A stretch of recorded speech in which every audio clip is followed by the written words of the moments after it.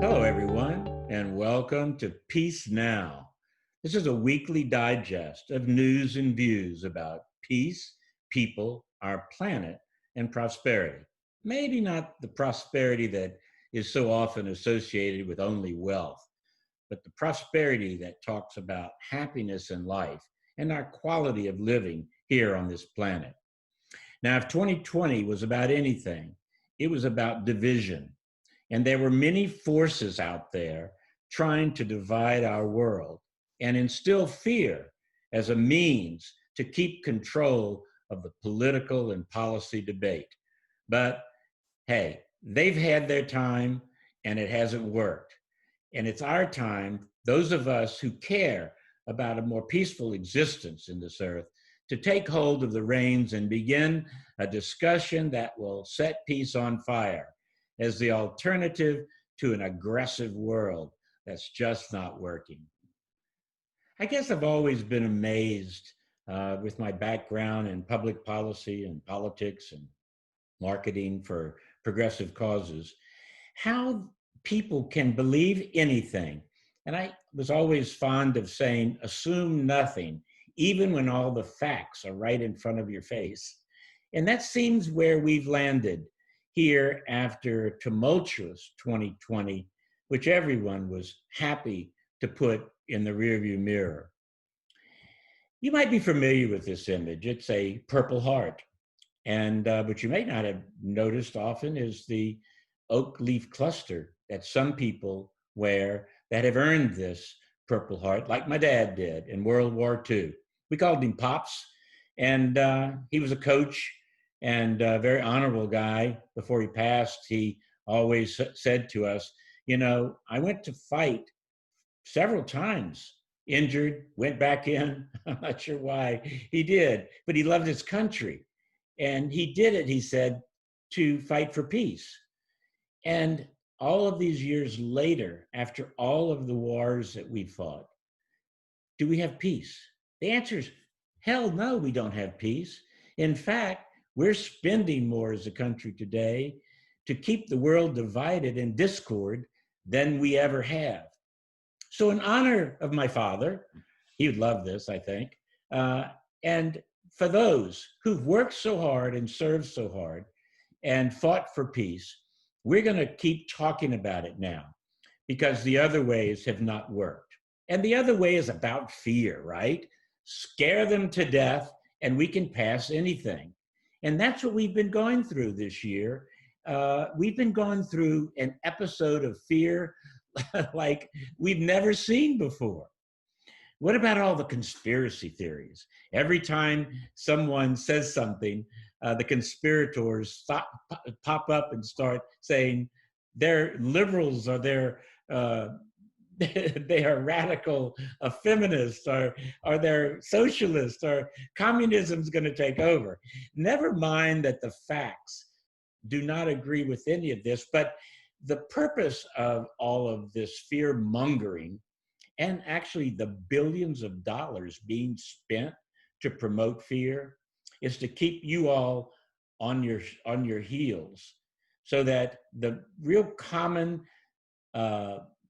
opportunities for decency and love and peace do not catch hold in a world where control is so important to those people who are profiteers for war. My little buddy down here says, what the? He's right. $1 trillion since 9/11 spent on the military and the war efforts of this country. Are we crazy?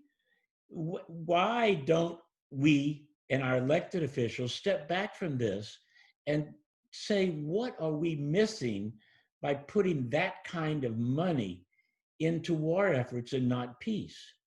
Imagine what $5 trillion could buy. Imagine the free healthcare we would have. Imagine, as John Lennon would say, if a world were at peace, what we could do in education with that money, what we could do to make sure every young couple could afford housing in this country, that we could ride on repaired roads and build new infrastructure that would take into account sea level rise, where millions of people are threatened.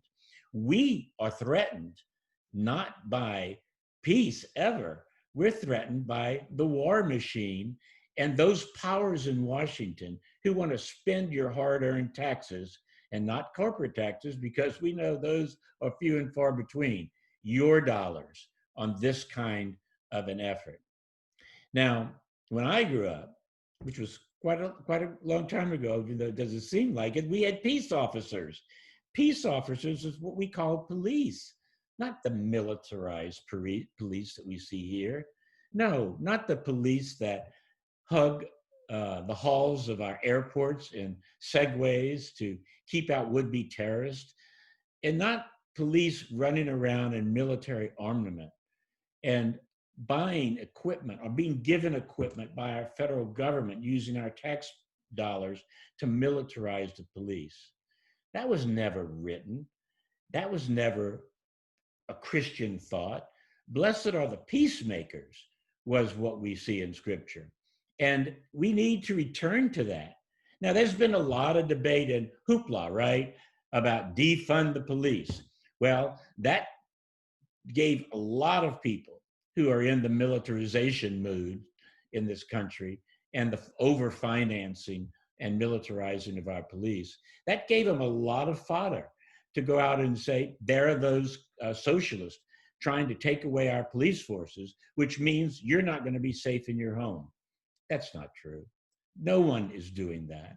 What they're saying, what they're trying to get through the clutter and the noise is that we need to move back to a time when our peace officers were not G.I. Joe guys who are out looking to have big arms to walk powerfully in the streets. These were our friends. The police were our trusted go-to people. On the sides of their cars, it said to protect and to serve.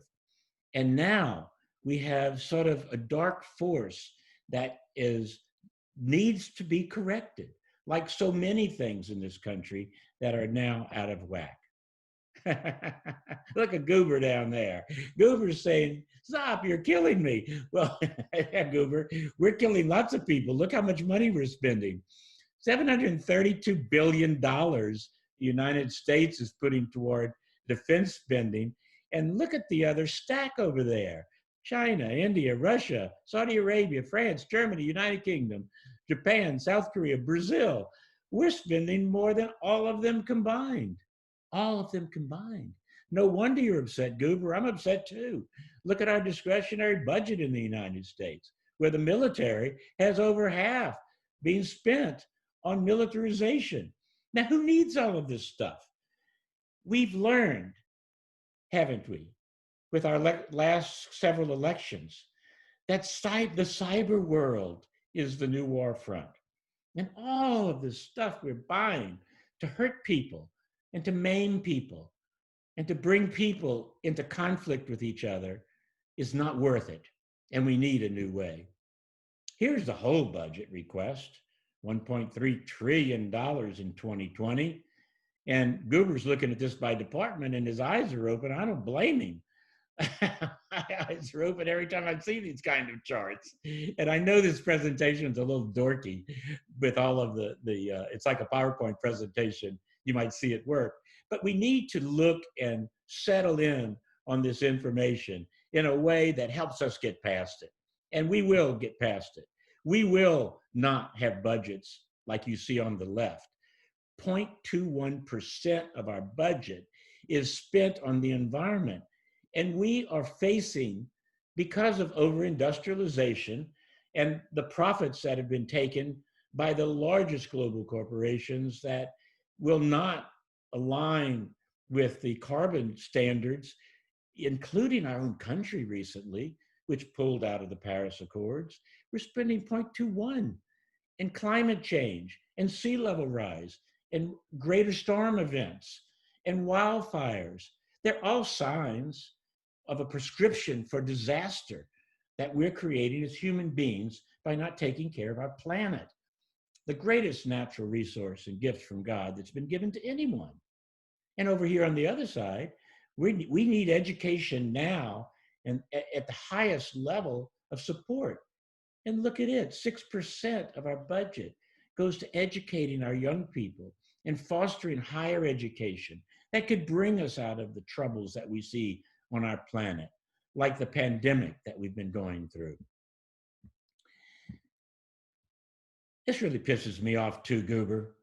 I think this cartoon says a lot. It's appeared in many publications. It's a guy down there, every average guy who has to go home and feed a family, saying raise the minimum wage.